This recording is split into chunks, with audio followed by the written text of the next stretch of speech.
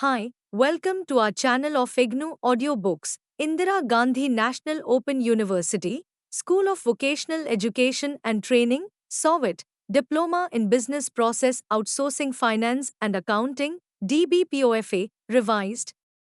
BPOI 103 Procure to Pay, P2P, Accounts Payable, Unit 4 Procurement Activities. 4.0 Objectives. The objectives of this unit is to familiarize the learners with pre-purchase activities, purchase activities, and receiving activities. 4.1 Introduction. Procure to Pay, P2P, cycle consists of two parts. 1. Procurement. 2. Payment. Procurement activities consist of selecting vendors, negotiating commercial terms, signing contracts with them, placing orders and receiving goods and services. Payment activities happen after the procurement activities and involve paying vendors for the goods and services bought from them. In this unit we will discuss the procurement activities. 4.2 Vendor selection. The procurement process starts with the identification of goods, services to be purchased. Once the purchase requisition is raised for the required goods and services, the purchase department identifies vendors who can supply these. If the specific goods, services are supported by existing vendors, then the order is placed with them. Otherwise, the purchase department looks for new vendors. The prospective vendors can be identified through yellow pages, business directories, industry references, advertisements etc. On finalization of prospective vendors list for the specified goods, services as required in the PR, procurement department sends requests to prospective vendors for quotations on the goods, services to be supplied. Vendors are further short-listed based on the quotations received. Typically as per business practice at least 3 quotations are asked for. Quotation are compared using criteria like rate, delivery timeline, past business history. Price is usually not the only criterion. Other factors against which the vendor is evaluated are quality of goods supplied, guarantees and warranties provided along with the sale, after-sales service, scale and capacity, quality, ability to offer complementary, substitute products, reliability of delivery schedules, credit period, and other payment terms etc. After further shortlisting of vendors, the procurement department does necessary negotiations with regard to the most favorable price, quality of goods and acceptable credit terms etc. in the interests of the company. Once the negotiations are completed, the purchase team prepares the final list of vendors who are ready to supply goods, services as per the negotiated terms. This approved vendor list is maintained in the database by the procurement department. For future purchases, the contracts are drawn up on terms of service, commercials, scope of the supplies, what materials need to be supplied by the vendor, which locations will be supplied, delivery terms, credit limit and credit period, duration of the contract etc. The contracts also carry the clauses on penalties in case the vendor is not able to supply the desired quality in a timely manner. Usually, the contracts are reviewed by the legal department of the company as well as the vendors for final approval. Once both the parties know that their interests are protected adequately, they sign the contract to buy and sell. 4.3 Vendor maintenance. When a vendor supplier is selected, he needs to be added to the vendor master of the buying organization before a purchase order can be raised for him. The vendor maintenance process takes care of adding the vendor to the vendor master and also keeping this information up to date in case it changes. Vendor maintenance process is divided into 3 stages. 1. Vendor creation. 2. Vendor updates. 3. Vendor activation. Let us discuss these. 4.3.1 Vendor creation. Most of the buying organizations maintain a database of its vendor, which is also called a vendor master. Before the buyer does the business with a new vendor, it needs to add the vendor to its vendor master. This process is called vendor creation. Let us see how the vendor creation process looks like. A typical process in an outsourcing environment is indicated in the Fig. 4.1 below. There are three parties involved in the process, i.e., the client who is the buyer in the P2P cycle and has outsourced the vendor setup process, vendor who is the supplier of the goods and services and needs to be set up so that the buyer can start placing orders with him, and the vendor maintenance setup team, which belongs to the outsourcing service provider but works for the client's organization to set up the vendor. Look at the screen. Fig. 4.1. Vendor creation process. 1. Client sends a vendor information form, VIF, to the vendor asking him to fill it up and provide the required information needed to add the vendor to the vendor master. 2. The vendor fills in the form and sends it back to the client. 3. The form is forwarded to the vendor setup team, outsourcing service provider, after the necessary approvals within the client organization. 4. The vendor maintenance team reviews the VIF. 5. It checks whether the setup requests has been approved by a client manager, who is authorized to approve it. 6. If the approval is missing or is not done by the proper person, then the request is returned to the client for getting proper approvals.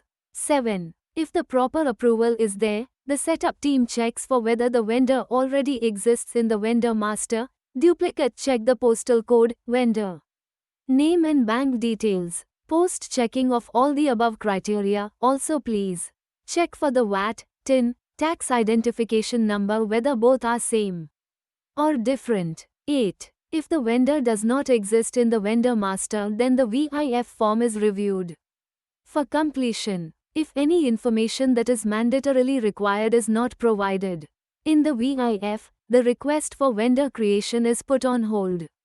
9. The form is returned to the vendor requesting him to provide the missing information. In some case, this form is sent to the client requesting the client to get that information from the vendor. 10. In case all the information about the vendor is provided in the form, the vendor record is created in the vendor master.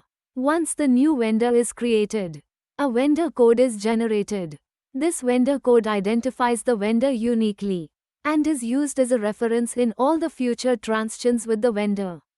The details of the setup and the vendor code are confirmed to the client and the request is closed. 11. If the vendor already exists, then the request is returned to the client with the note that the vendor already exists and need not be created again. The existing, like identifying duplicates, are not performed. However, a vendor update request needs to be authorized properly, just like a vendor creation request. In case of change in VAT for existing vendor, new vendor is created. 4.3.3 Vendor the activation. Once the buyer, client, decides that there will be no more transactions done with the vendor in future, or the vendor organization ceases to exist, it may go out of business or merge with another company, the client may deactivate the vendor.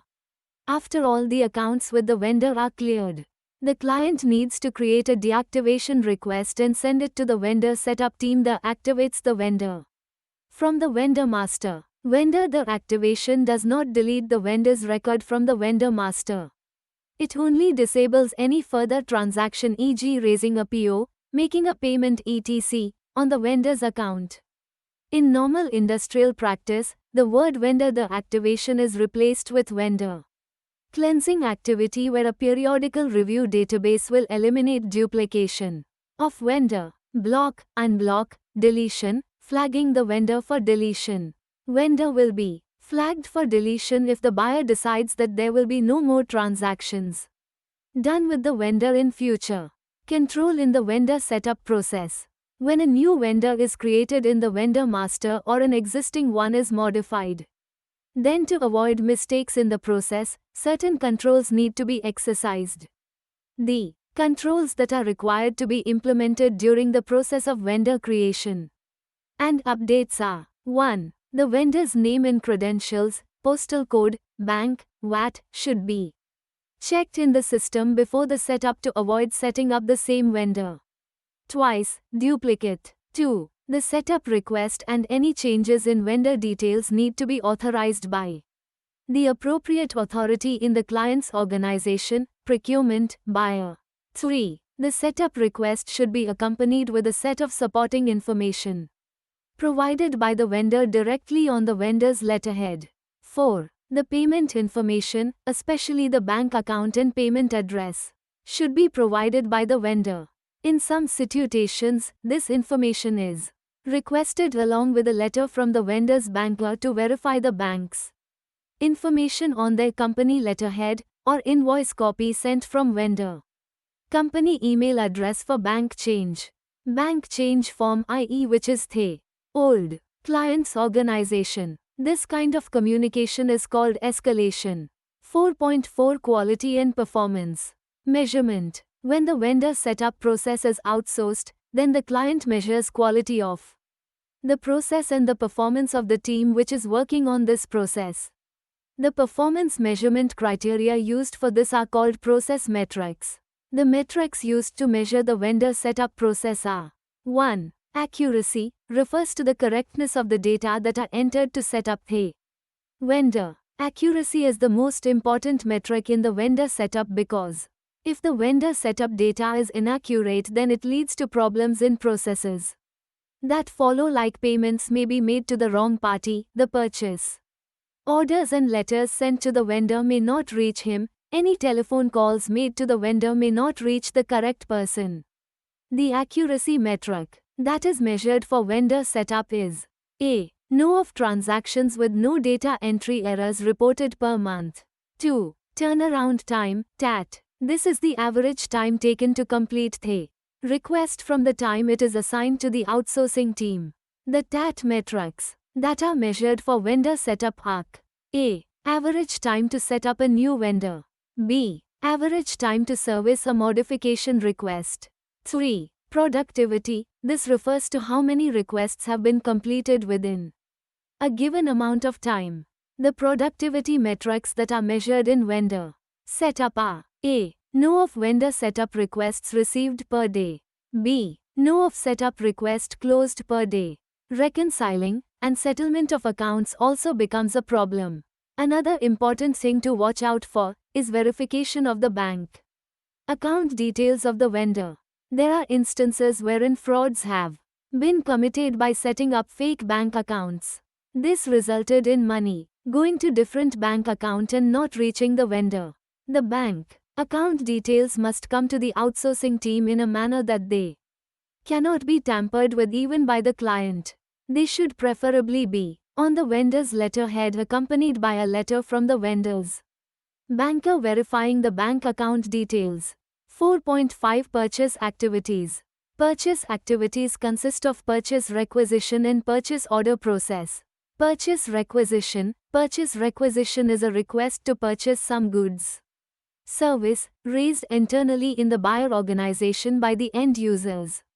Some examples of end users raising the purchase requests for goods are 1. Production manager reviews the current inventory of raw material and the production schedule for the next 2 months and finds out that the raw material will support the production for the next 3 weeks only. He wants to order more raw materials from the suppliers. 2. HR department needs some stationery and a photocopier and places the purchase requisition for that. 3. IT debt require computer server and hardware and places purchase requisition for that. 4. The after-sales service teams wants to order some spare parts for the machines installed at the customer sites. Some examples for services are 1. Some members of the sales force needs to be trained on customer relationship management and place an order with a training services provider to provide such training. 2. The facilities manager signs a contract with a maintenance service provider to maintain offices and facilities for the next 1 year and raise a purchase order for the same. 3. HR department needs to hire the services of a recruitment agency to start a recruitment exercise. In all these cases, the requests are driven by the users who would actually use the material or services that they intend to purchase. Place of delivery, etc. The vendor confirms the purchase order, which indicates that it will be able to supply the required material as per the delivery schedule indicated and at the place specified in the PO. The vendor then starts the activity at its end to fulfill the order and ship the goods or provide the service. Refer to Unit 3, Source Documents, to see a sample purchase order document. 4.6 Receiving Activities. Receiving activities refer to the activities carried out by the buyer organization in order to take the delivery of goods sent by the vendor and acknowledge the same. This is done by taking possession of the goods, documenting their receipt, and updating the inventory for the same. The receiving activities are indicated in the figure 4.2 below. Look at the screen. Receiving activities carried out by the buyer consist of the following. Quality checks. The goods received are checked for quality. Only after meeting the requisite quality standards are the goods certified and accepted. This is an important activity from control point of view. If the items being purchased are of a technical nature, the items may have to undergo a thorough technical test. On passing these tests, the quality department will prepare an inspection report. Acceptance of goods. After accepting the goods, a document called Goods Received Note, GRN, is created at the inward stores. It shows the quantity of goods received and quantity of goods accepted after passing the quality test. Rejection. If the goods shipped by the vendor do not meet the specified quality standards, or if there is any other issue with the goods, e.g. late delivery for perishable goods, wrong description, those goods can be rejected and sent back to the vendor by the stores department. The vendor takes back the rejected goods and sends a credit note to the buyer. In this case, wherein goods are returned, a debit note is raised internally by the client organization, or the vendor revises their invoice and resubmits to account payable. Further, invoices are processed and subsequently paid as per the due date. 4.7 Summary. The procure-to-pay cycle consists of procurement and payment. Procurement activities consist of selecting vendors, negotiating commercial terms, signing contracts with them, placing orders and receiving goods and services. Vendors are selected based on their ability to supply good quality material, reliably, and at commercially acceptable terms. Once a new vendor is selected to provide a particular service, it needs to be set up in the vendor master of the buyer. The team setting up the vendor needs to check for proper approvals, whether the vendor already exists and whether the information provided by the vendor is complete in all respects. The most important quality criterion for vendor setup is accuracy. Once the vendor is set up, the purchase orders can be created for him. The vendor receives the purchase orders and confirms his acceptance to that. Once the goods are shipped, they are received by the buyer and checked for quality. The goods that are of the required quality are accepted by the buyer and a goods received note is created. In case the goods do not meet the required quality norms, they are rejected and returned to the vendor. In this case, a debit note may be raised by the buyer to settle the return of goods. Thank you for watching. We will see you in the next video with the next chapter.